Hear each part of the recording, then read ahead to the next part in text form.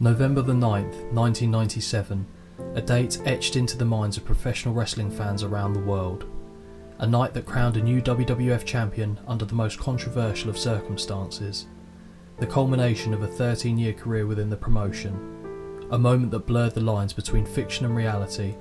This is the story of the Montreal Screwjob. Bret the Hitman Hart, the consummate professional between the ropes, had been with the WWF since 1984, following his father's agreement to sell Stampede Wrestling to Vince McMahon. During Hart's time in the promotion, he held many honours: two-time tag team champion, two-time Intercontinental champion, five-time WWF champion, not to mention a King of the Ring crown and Royal Rumble victory to round things off. It was safe to say that his time in the organisation had been fruitful over the years, and Bret's reputation as a top-tier talent had drawn the attention of rival promotion, World Championship Wrestling, and not for the first time. WCW had first approached Bret during his Intercontinental title run in 1992, when his contract was close to elapsing. Vince was concerned at the idea of one of his title holders jumping ship, taking the WWF's intellectual property with them and damaging the Federation's reputation in the process. It was during this litigious stalemate that the title was hastily taken off the Hitman until the contractual matter had been resolved. Whilst McMahon's concerns were unfounded with Bret, they later became a painful reality when reigning WWF Women's Champion Alundra Blaze appeared on an episode of WCW Nitro in December 1995 and dropped the gold into a trash can live on air. Fortunately for the Hitman, his short-term loss of the Intercontinental title would ultimately lead to Hart winning the WWF title from Ric Flair later that same year in what was a surprise to many at the time. In 1996, WCW were once again knocking on the Hitman's door and offered Bret a lucrative $9 million contract to jump ship.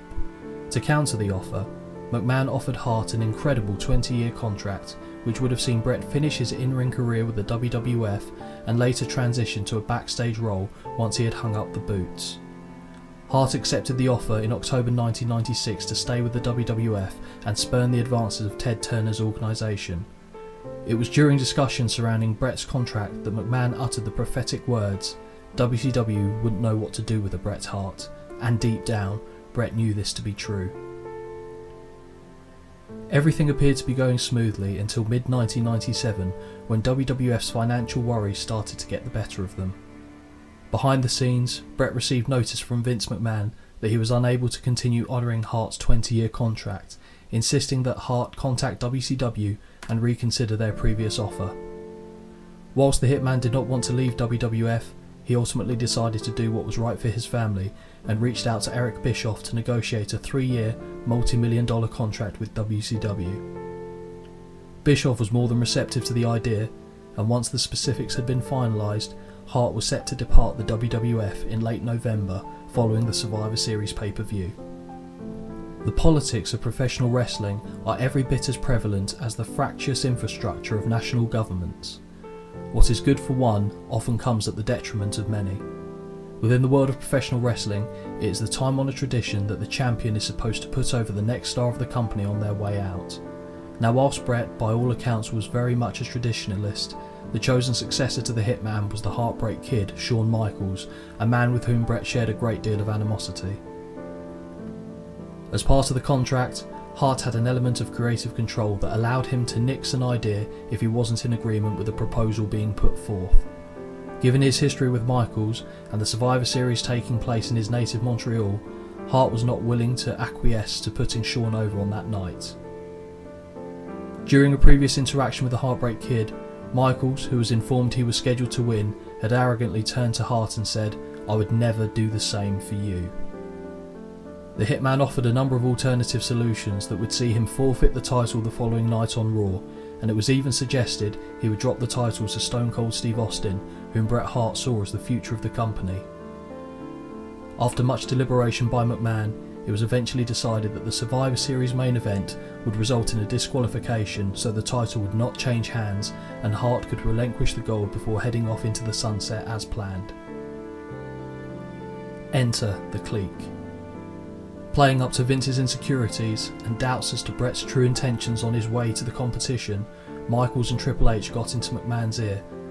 During a late night call, the future cerebral assassin proffered that if Bret doesn't want to play ball, just take it from him. From there, the genesis of the incident was created. On November the 8th, 1997, one day before Survivor Series, McMahon met with Pat Patterson and Michaels in a hotel room in Montreal and planned how the Screwjob would unfold. It is unclear how many people knew of the impending betrayal, but McMahon's close aide, Gerald Briscoe, was involved in the planning. Hart and Michaels had met with Pat Patterson to discuss the match setup and plan, during which Hart agreed to allow Michaels to put him into the sharpshooter hold at a time when the referee would be unconscious, as Pat Patterson had suggested. The rest of the match was planned to proceed thus. Hart would grab Michaels' foot and reverse the hold, putting him in a sharpshooter of his own. Michaels would submit to the hold, but the referee would still be unconscious. Hart would let go of the hold to try to revive the referee, but Michaels would hit Hart with his finisher, the Sweet Chin Music, and make the pin. A second referee would then run to the ring with Owen Hart, Jim Neidhart and Davey Boy Smith following close behind. The second referee would start the count, but Owen and Davey Boy would break the pin. The original referee would then recover and start to make the count, but Hart would kick out, setting up about 5 more minutes of brawling that would result in a disqualification. In his 1998 documentary Hitman Hart's Wrestling with Shadows, Hart said that his fears were largely assuaged because he was close friends with referee Earl Hebner and trusted him implicitly. Asked by Hart, Hebner swore by his children that he would never double-cross Hart and that he would rather quit his job than participate in a screw job. However, on the night of the show, this proved to not be the case. With Bret locked in the sharpshooter, Vince McMahon left his seat on commentary and both he and Earl signalled for the bell, moments before Hebner made a swift exit from both the ring and the arena. The Montreal Screwjob had just taken place, and what ensued next was chaos. As Michaels portrayed the role of innocent bystander, appearing aggravated by what had just happened, Bret, who was looking over the ropes and down at McMahon, spat directly in the face of the boss. From there, Hart destroyed the commentary table in a fit of rage, smashing the monitors in the throes of anger. His final parting message in the ring was him writing the letters WCW in the air with his finger. Backstage, the Hitman confronted Michaels, asking if he had had any idea that this was going to happen. Shawn swore to God that his hands were clean on this one and cried in an Oscar-worthy performance. Meanwhile, Vince knew that he would need to face up to what he had arranged and entered the locker room area. The Hitman warned McMahon that if he was still in the room after he was finished in the shower, he would knock him out. Vince, refusing to be ushered away, waited for Bret, and as promised, Hart delivered a swift punch to the Federation's owner and dropped him. To add further injury to the black eye he had just received, Vince injured his leg upon falling.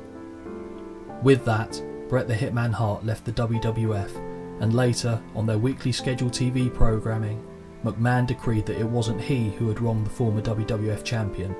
No, Bret screwed Bret.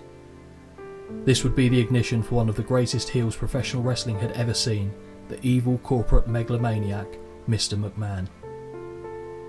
The ramifications of what transpired at Survivor Series as it went off the air were far-reaching, and to this day it is still considered one of the most controversial moments in the history of professional wrestling.